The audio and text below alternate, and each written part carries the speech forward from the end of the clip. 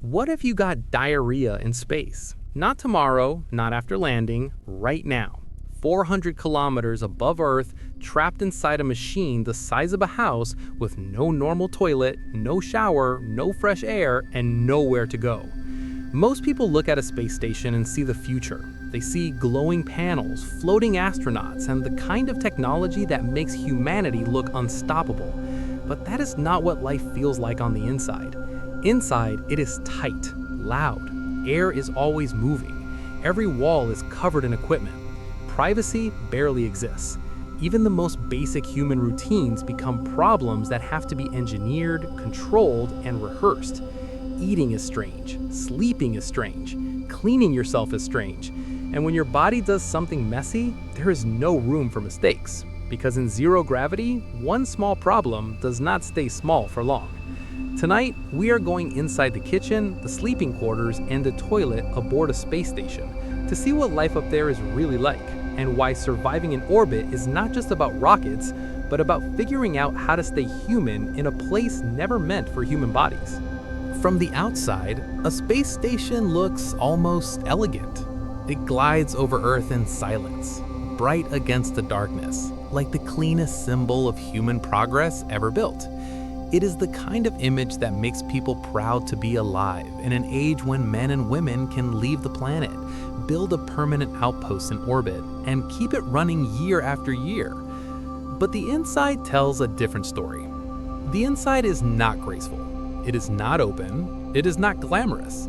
It is a pressure vessel packed with wires, ducts, cables, storage bags, handrails, laptops, labels, fans, lights, cameras, tools, and experiments.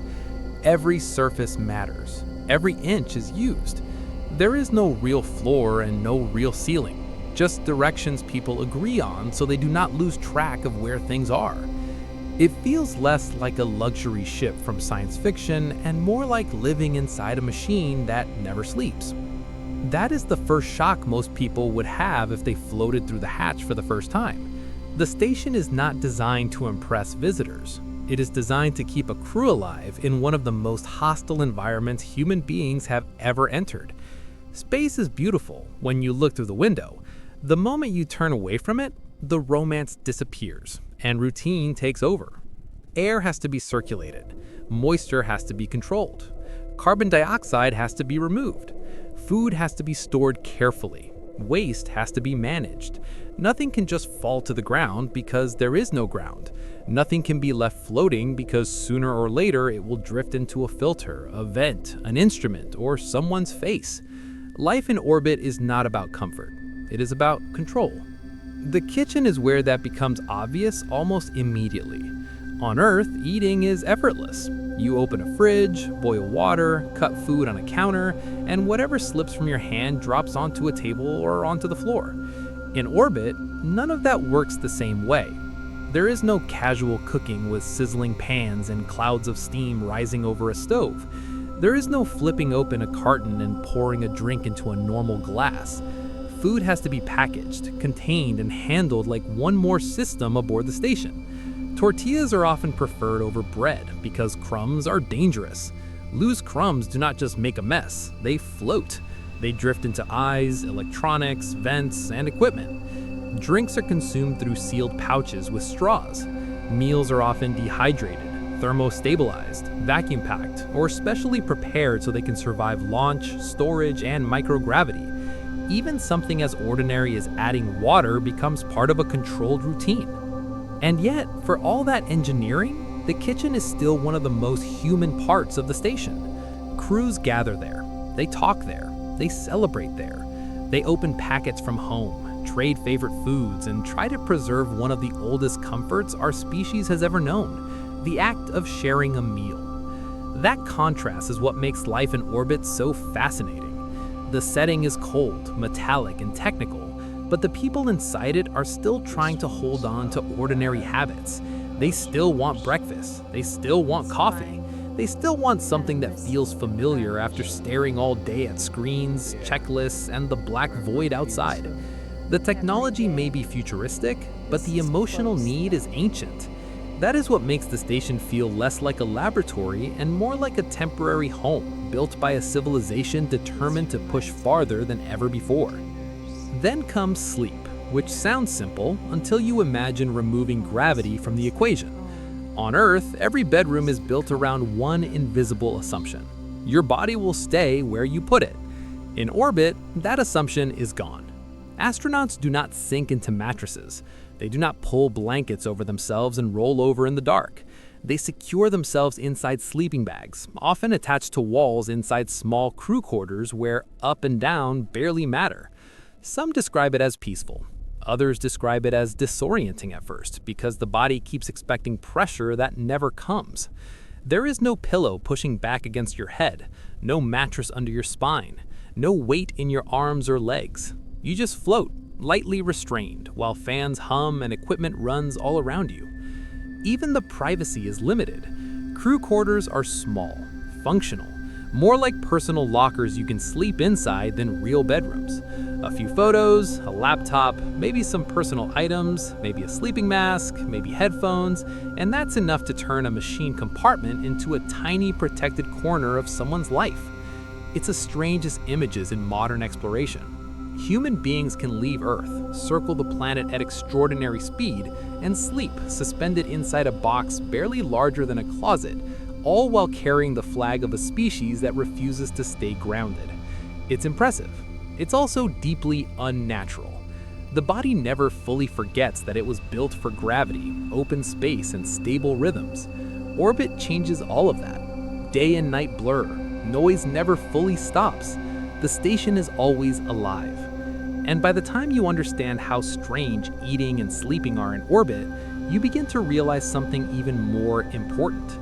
None of those systems can fail for long, but there is one system aboard the station that people are always thinking about, even when they don't say it out loud. Because no matter how advanced a mission is, no matter how disciplined the crew may be, the human body is still the human body. It will eat, it will sweat, it will shed skin, it will smell, and eventually it will need a bathroom. That's the part the public jokes about. It's also the part that reveals just how brutal the engineering challenge really is. On Earth, gravity does almost all the work in a toilet. In space, gravity does none of it. That means the system has to rely on airflow, positioning, seals, restraint, training, and precision.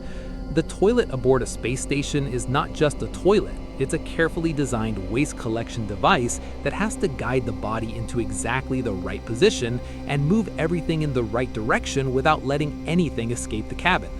Urine and feces are handled differently. Airflow becomes the invisible substitute for gravity, pulling waste where it needs to go. Astronauts have to learn how to use it correctly. This is not something they figure out on the fly. They train for it, because in zero gravity, there is no harmless bathroom mistake.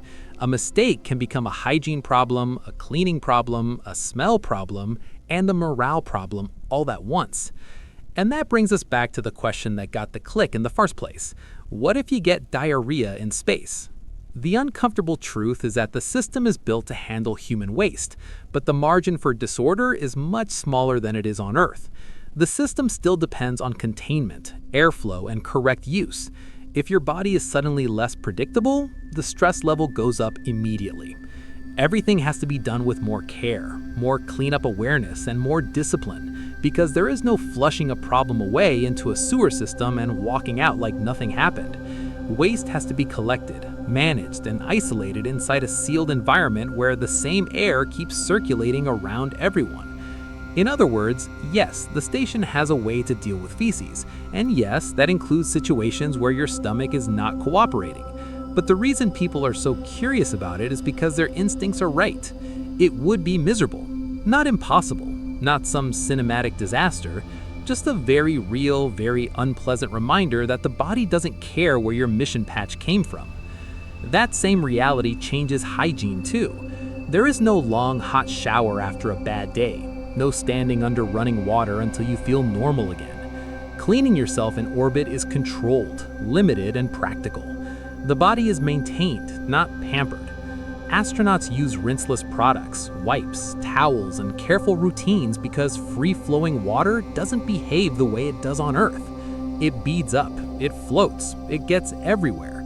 In a place where water must be conserved and controlled, even staying clean becomes one more technical task on a long list of technical tasks. It's a strange thing to realize. Some of the most advanced people ever sent into space are still dealing with the same basic frustrations as everyone else, only without privacy, without convenience, and without gravity to rescue them. And maybe that's why the inside of a space station is so much more powerful than the outside. The outside is what inspires awe. The inside is what earns respect. Because the real story of orbit is not just about machines surviving space, it's about people surviving routine. It's about turning eating into a controlled operation, turning sleep into a tethered ritual, and turning the bathroom into an engineering problem serious enough to deserve training, design, and constant attention. That's what makes long-duration spaceflight feel real. Not the launch, not the view, not the drama of re-entry. The real test is whether human beings can keep functioning day after day in an environment that breaks every ordinary rule of life on Earth.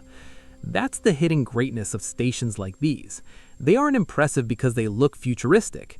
They're impressive because they prove that people can carry civilization itself into orbit, piece by piece, routine by routine, meal by meal, night by night. A kitchen, a sleeping space, a toilet, the most basic parts of life rebuilt above the planet by engineers, scientists, pilots, and crews who accepted that the future would not begin with comfort. It would begin with discipline. It would begin with inconvenience. It would begin with the stubborn American-led spirit of exploration that helped turn impossible ideas into hardware, procedures, and human presence in the sky. And once you understand that, the space station stops looking like a machine floating above Earth. It starts looking like something much more impressive. It starts looking like proof that even in the harshest place we've ever tried to live, humanity refuses to stop making a home.